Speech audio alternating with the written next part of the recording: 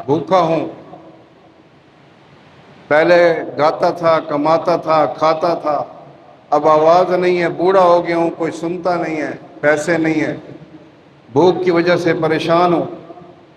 अब वो अल्लाह की बारगाह में जब आया तो वो कोई तौबा करने तो नहीं आया था, कोई माफ़ी मांगने तो नहीं आया था, भूख की वजह से आया था ना। भूख की वजह से उसने अल्लाह को अपने दुखड़े सुनाए कि या अल्लाह मैं भूखा हूँ।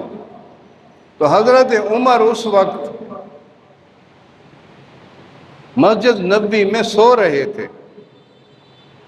हज़रत उमर को ख्वाब में आवाज़ आई, क्या उमर, वो झाड़ियों में मेरा बंदा रो रहा है, जन्नतुल बकी की झाड़ियों में मेरा बंदा रो रहा है, उसकी बात सुनो। हज़रत उमर जैसे बंदा डर के उठता है ऐसे फौरन उठे और सर पे दस्तार भी नहीं पहनी, जूती भी नहीं पहनी, भाग पड़े। और भागते भागते जब जन्नतुल बकी में पहुंचे तो उस बंदे ने हज़रत उमर की आवाज़ जब सुनी तो वो भी आगे दौड़ के भागने लगा, डर गया कि हज़रत उमर पता नहीं क्या करेंगे, मारेंगे। तो हज़रत उमर ने बुलाया, क्या है अल्लाह के बंदे इधर आ, मैं तेरे लिए आ रहा हूँ। उसने कहा मेरे लिए क्यों आप आ रहे हो?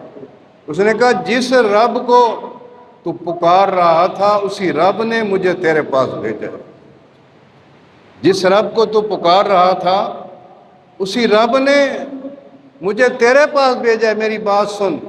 तो वो रोने लग गया, वो कहता है कि या अल्लाह मैंने सारी ज़िंदगी गुनाह किए, सारी ज़िंदगी तेरी नाफरमानी की, मगर अब भी मैं रोया तो भूख की वजह से रोया, तो फिर भी तूने मेरी फरियाद सुन ली। या अल्लाह मुझे माफ़ कर दे, मैं तुझसे माफ़ी मांगता हूँ।